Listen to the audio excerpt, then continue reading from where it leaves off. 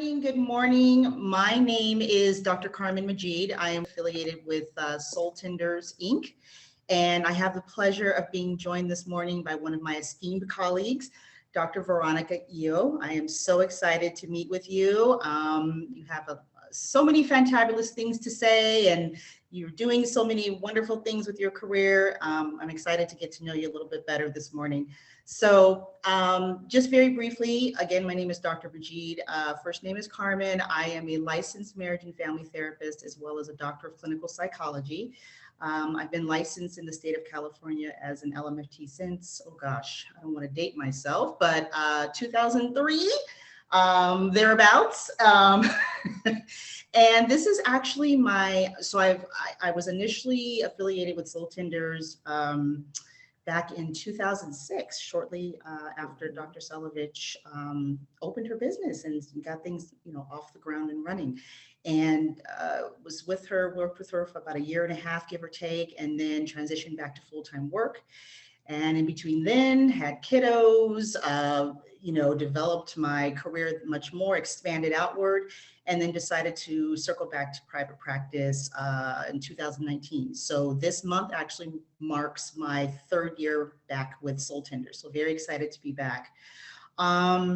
So about 2.5, almost 3 months ago, I began partnering with Soul Tenders leadership to create a venue that we decided to entitle Conversations with Carmen.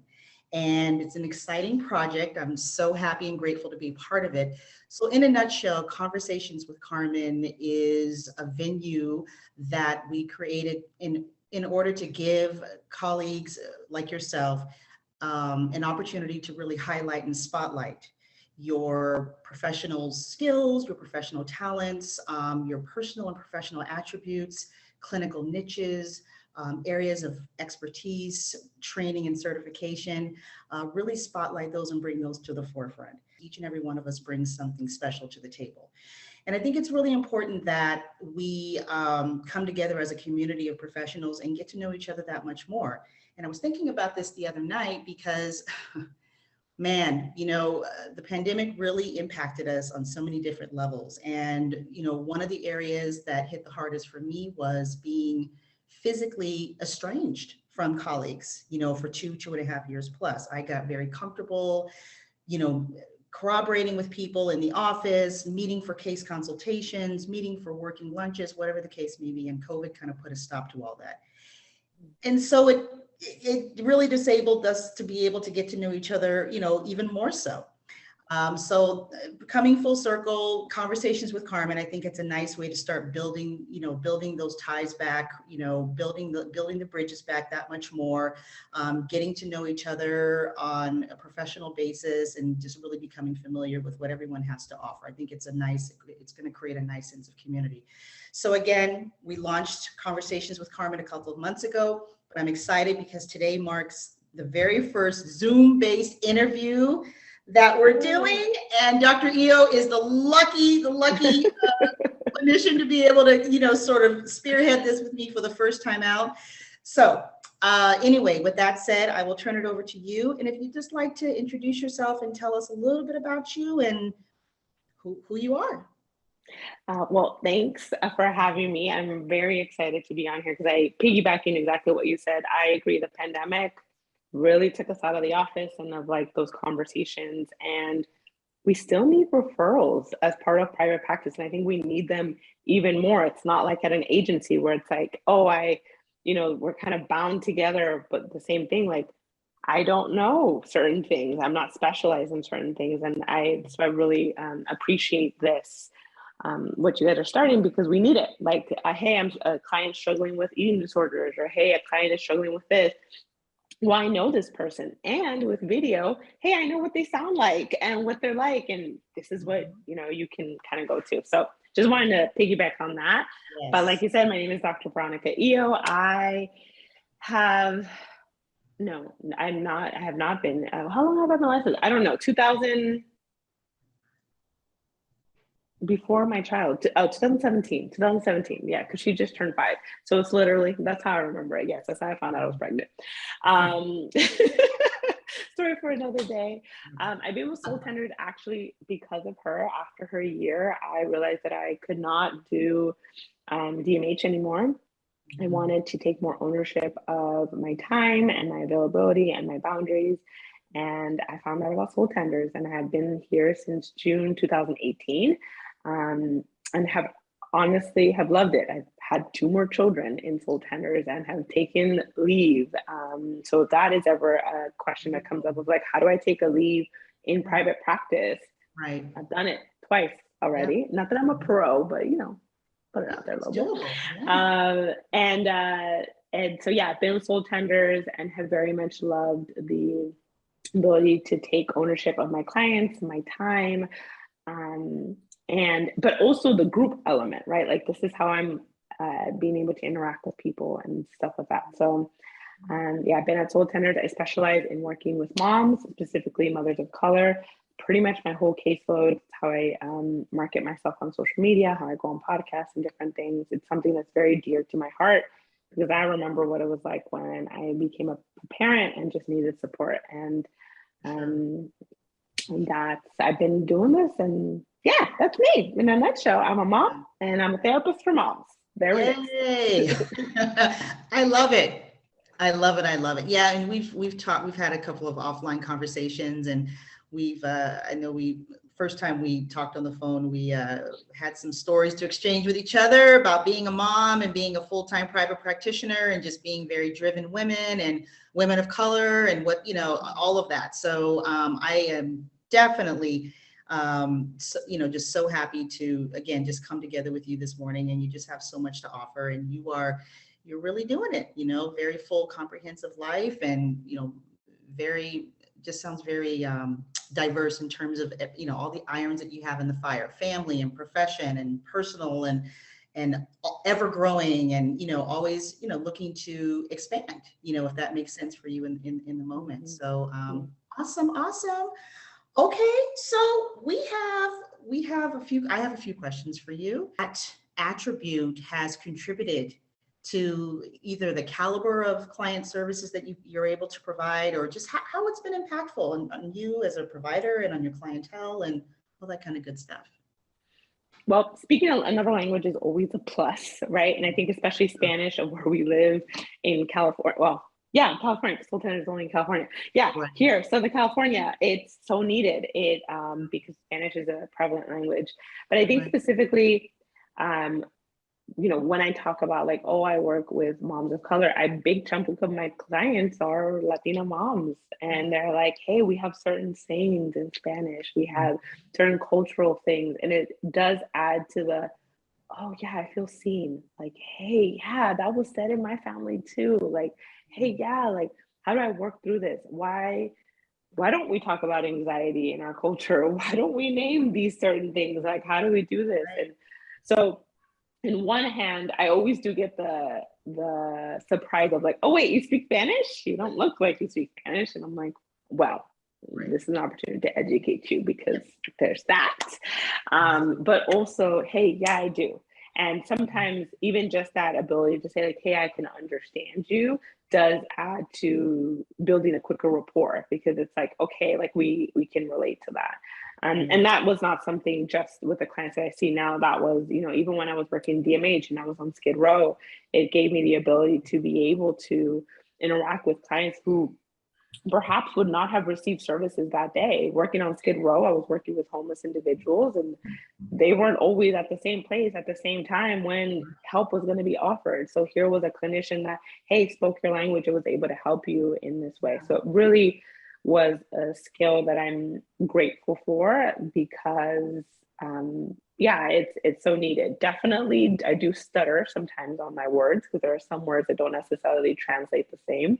And even though it was my first language, it's not the language that I use on a frequent basis. So, but I always also say, like, I'm still trying, like, it's okay, and as with practice and you use it more, it gets more second nature. So yes, the long answer for that was yes. It has been such a positive strength in my practice as a therapist. Excellent. And so far reaching, I would imagine, so far reaching, because as we both know, language can be, or lack of a certain language can be such a barrier, and can, in so many ways end up marginalizing certain populations, right? So to be able to reach even, more people, more clients, and open up their world in a positive way and really impact them in such a useful, such a healthy and educational way, I think is amazing. So lovely. All right. Okay, moving on. So I know you briefly mentioned this a few minutes ago, you kind of dropped a little bit on it and then moved on, but Department of Mental Health. So we both, as I shared with you, we have both journeyed. We have traveled that road before. So I am wondering, from your perspective, having worked for DMH, how would you say that experience prepared you for your transition to private practice? Well, it really is a motivator to not get me to ever go back to it. I say that gently, because it was a lot of work. It was, unfortunately, and I'm sure that there are people who experience DMH. I want to believe it. I want to believe that there are people who experience DMH that had boundary setting and had just not so much intense work. That was not my experience. I was deep in Skid Row. I was deep in that work. And for that, I'm actually really grateful. I think that I very much developed the skill of being able to think on my feet and think of like, what is it that I, that need to do in the context of being a therapist, right? So, I can think back to, when I would, yes, I was assigned a client that I would give therapy to on Skid Row. But in order for me to do therapy, it was like, hey, check in. Have you eaten today? Like, have you had some water today? Okay, you haven't? Well, this is where you can kind of get this. We can't talk about therapy. We can't talk about these other wounds or stuff until you're stable. And so that's an example that I think of often, because I am able to think like that and provide that help before I'm able to do the therapy thing. And I think that's something to remember. And I think of even in my practice now, I see a lot of moms, especially in that postpartum period. And it's like, we're not talking about your wounds unless you're sleeping well. We're not talking about some of these other things unless you have your basic needs met. And I think that's something that I very much learned from DMH, of just the importance of it. I know we talk about it in grad school, but I think sometimes we tend to forget that because of the way sometimes people present. I've seen parents who have shown up, the way that I am, right? Like, I'm dressed, I got my hair thing, but they haven't eaten, they haven't slept. They haven't had a cup of water. They're like rushing and all these things. And I'm like, okay, before we try to dive in, let's take a moment to pause. All right, let's do this. So that was I'm grateful for the things that it taught me, but it also, I did not see any parents there who were having that balance that I wanted, especially. And that's why I transitioned into Soul Tenders, is because I had my daughter. I had been with her first year. And I was like, I need something that is going to give me the ability to make my own schedule, and also be able to decide on who is it that I want to work with. And so I don't ever see myself ever going back, but I never say never, because you never know. So absolutely. Okay. Yeah, that's wonderful. Wonderful. I mean, even with the most challenging, work environment, challenging, population of interest or client population, there are so many noteworthy takeaways, so many positive takeaways. I believe in stepping stones. I believe in, identifying, whether it's something you learned or something of value that prepares you for the next chapter of your journey. It's, at the end of the day, it's all important. It's all significant, Yeah. So your population of focus, postpartum mothers, women of color, talk to us a little bit about what inspired you to start, to really hone in on that population. What interests you? What got you there? I became a mom. I became a mom of color. And I sought support, as I knew, right? As a therapist, I very much talk about, like, who's your support? Who do you seek to, right? And yes, I have family. Family is great. But, motherhood really does tug at some childhood stuff. We're interested. Absolutely. Dive in. And so I know that I needed external support, and I did. I joined a mommy and me group, and I was very excited to talk through just the aspects of parenthood that honestly we like never really talk. I never say that for me. Like they're just like, yeah, take care of the baby, but how? Like there are some things that I need to know. What is developmentally appropriate? Like how do I seek support? How do I have these conversations? How do I nurse? How do I do these things? So for that group was so helpful. But one thing that stood out was there was no one that had shared experience as being in terms of education. Yes. In terms of, hey, we got college educated, masters, that yes. But in terms of coming from, and a little bit, I shared this offline, but my mom is Mexican, my dad is Nigerian, right? Like that impacts how I walk into a room, what people think about me. I think, I remember sitting in a mommy and me group sharing how I was having a conversation after I had my daughter, and one of the nurses came up and they were like, here, so make sure that you complete your WIC application because I know that you don't have any resources. So you need to make sure that you have this done. Made that assumption. Wow. What you see. And hey, I want to share that. I am a Black woman. I do walk into the world in this way, and people do make assumptions by that. And I wanted someone to understand that. I made one friend who is like we're 5 years going. Our kids are 1 day apart, right? And she also was a woman of color, right? And she was like the same thing. Like we need that, and it's so important. And when we talked about therapists, it was really hard to find someone that could kind of speak to that, because even that experience that I shared really did suck. Yeah. But I didn't need okay, so what are you going to do? Are you going to file a grievance? Are you going to do this? No, I need you to be like, man, it sucks sometimes to walk into a space and that is done. Yeah. Right? I needed someone who relates that. So that's my motivation, because a lot of the moms that I see, like I said, are women of color. They're like, man, why does this happen? Or what is it like raising, Black sons? I'm concerned about this. Like that's something that I think about, like these raw conversations. And so that my motivation is tugs on what I needed at that time. And since then it has evolved of like doing that for others. And so I don't think you only need to be a woman of color in order to see moms of color, but I do think sometimes it could be really needed, because there are some things that people of color experience that just others can't understand. And sometimes you want to be able to name it without feeling like, oh, how do you take this? How do you, like that hesitation, right? Absolutely. You want to be able to say like, hey, this is how it's done at home. It's not okay. I'm trying to heal from it, but I also just want to name it. So that's why I'm here. Wonderful. That's what I do. Excellent. Awesome. I love it. Okay. So we've learned a little bit about where you've come from. We've learned a lot about what got you to Soul Tenders, what you did, prior to jumping on board with us.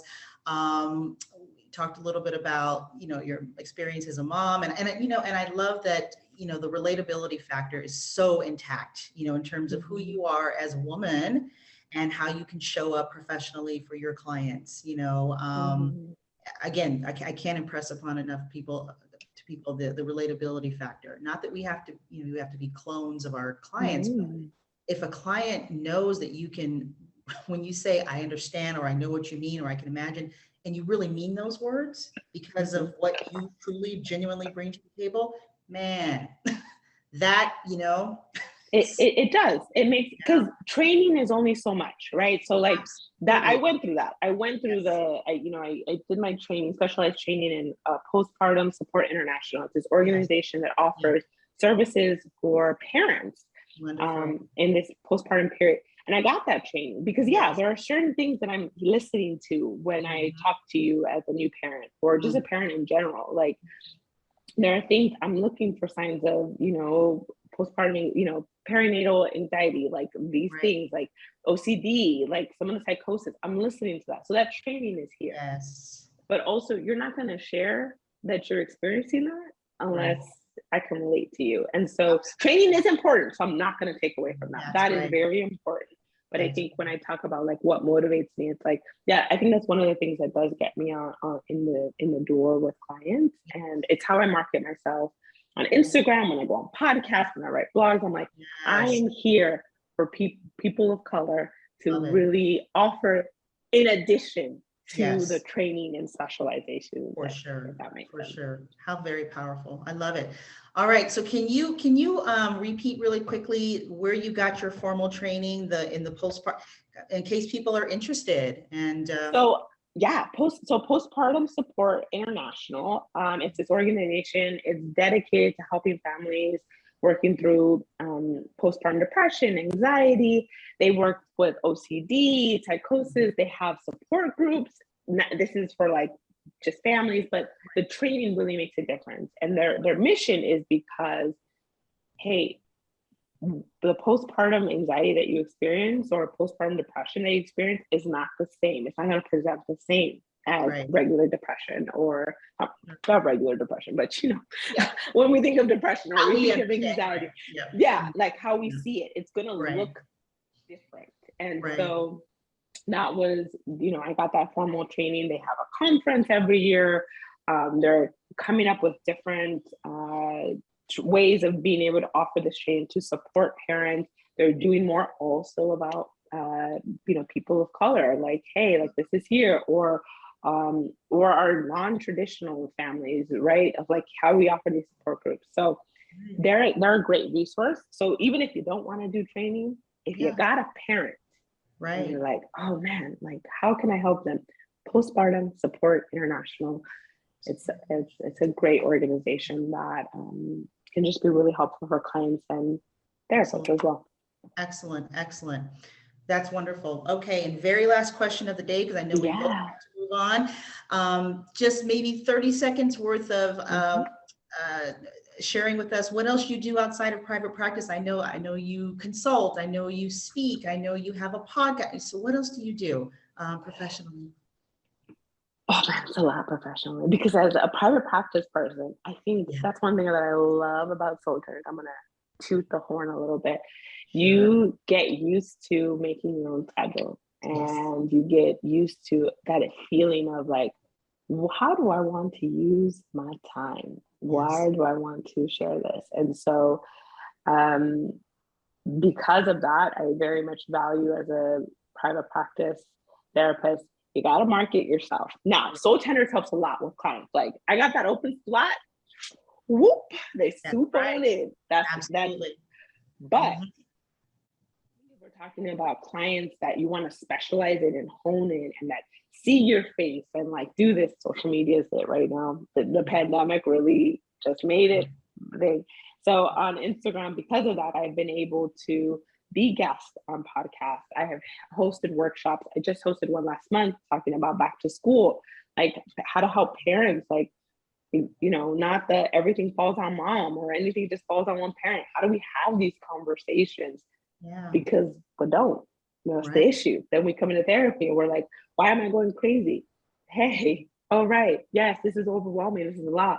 But also, how do you seek support? How do you ask for support? We don't have those words to it. And some of us can't come into therapy to do that. So I host workshops. I also write blog articles regarded to like related stressors. And we'll be writing a new one this upcoming month talking about managing holiday anxiety. And how I've gotten that has been through my marketing on social media. It's really, I cannot toot it more. Like we that's where we're at kind of on that. And then that's pretty much it. Like the blogs, the workshops. I also work with a company creating like different, I call them like mini therapies, like coping skills related to a specific topic. I do that on a consistent basis, and that's an extra stream of income. Like it's really out there. We got to get creative. It's not something that we're taught at school. And so this is why I really appreciate this talk, because it's like, yes, I want you to learn that of like the things that I specialize with clients, but it's not the only thing. I still specialize in helping these clients, but also in different ways, in this app, in these workshops, in these blogs, and coming out on the podcast. And yes, the versatility is immense. Oh my goodness, such wonderful things you've got going. Oh, all right. Well, I hate to end this conversation. It's been wonderful. Okay, so what is your email address in case people want to reach out? and learn more. So my email address is veronica.ic@soultenders.com.